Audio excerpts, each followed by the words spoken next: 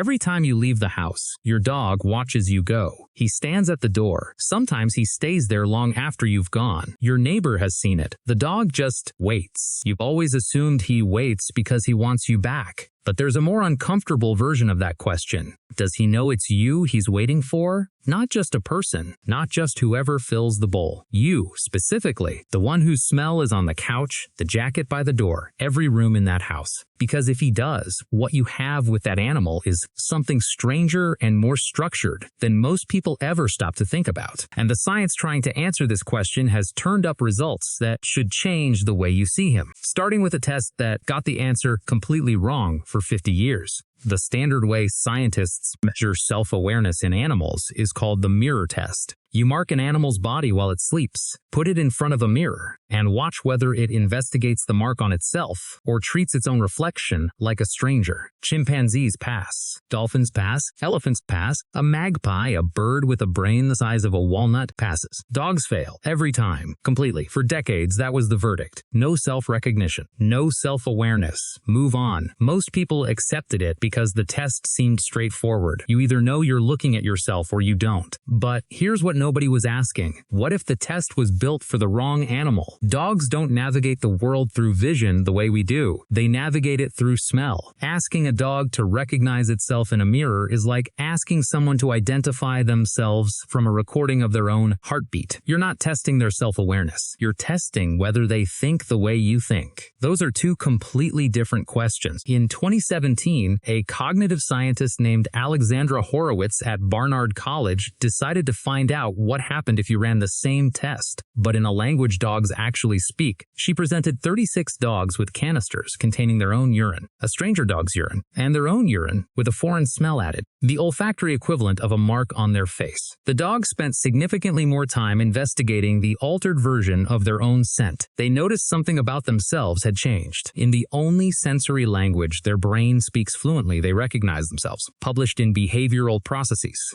2017. The test didn't fail the dog. We failed the test. Now here's where it gets harder to explain away. In 2012, a neuroeconomist at Emory University named Gregory Burns trained dogs to lie completely still inside an MRI scanner, awake, unrestrained, no sedation, so he could watch their brains in real time. 2 years later, he ran a scent experiment. He presented 12 dogs with 5 smells on gauze pads, their own scent, a familiar human, an unfamiliar human, a familiar dog, a strange dog. He focused on the caudate nucleus, the brain region linked to positive anticipation and reward. The scent that activated it most strongly was the familiar human, not food, not another dog, not their own scent, their person. And that person wasn't in the room. The smell arrived alone. The dog's brain lit up for someone who wasn't there. That is not a reflex. Reflexes don't store people. Burns published the study in Behavioral Processes in 2014 and concluded that dogs don't simply tolerate their owners. They hold them somewhere specific in the part of the brain that tracks what actually matters. Stop and think about what that means. Every time you leave a trace in the reward center of another animal's brain, you are neurologically in the same category as food, except more important than food. In 2015,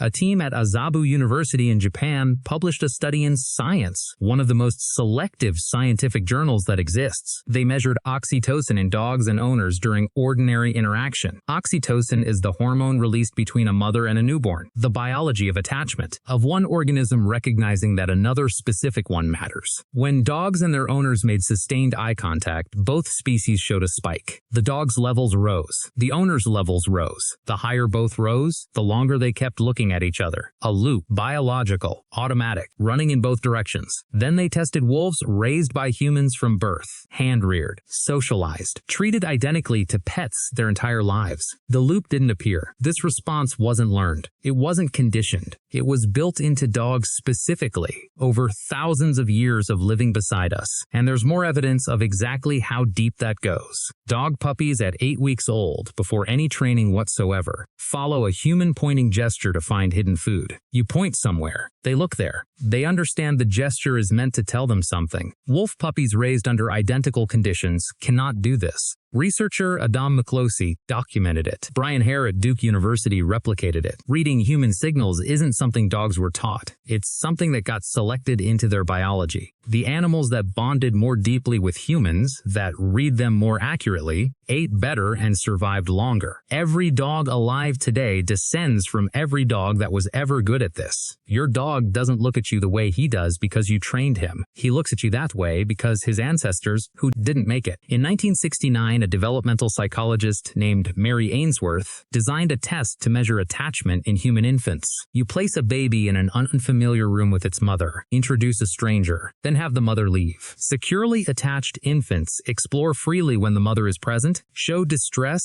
when she leaves, and calm specifically when she returns, not when the stranger returns. In 1998, Hungarian researchers Topal, Miklosi, and Csányi applied the same test to dogs. The results were almost identical. Dogs explored more freely when their owner was in the room, showed distress when the owner left, but not when the stranger left, sought proximity to their specific person. A 2007 replication published in Applied Animal Behavior Science concluded, in its own language, that the dog-human bond conforms to an infantile-like system of attachment. Now here's the part that should make you uncomfortable. That test was designed for babies, and your dog passed it, which means the relationship your dog has with you isn't just loyalty or habit or conditioning. It has the same biological architecture as the bond between a parent and a child. We've been calling it ownership. The science keeps pointing at something else entirely. So, does your dog know he's your pet? No, almost certainly not. Pet is a label, an abstraction. Understanding it requires a concept of ownership, of belonging to someone else. No study has found that inside a dog's head. But here's what the research does show, and this is the part worth sitting with. When your scent reaches his nose, the reward center of his brain activates the way other animals' brains activate for food. When you make eye contact, both your bodies release the bonding hormone that fires between a mother and her infant. When you leave the room, his stress changes in a way it doesn't change for any other person on Earth. He was shaped across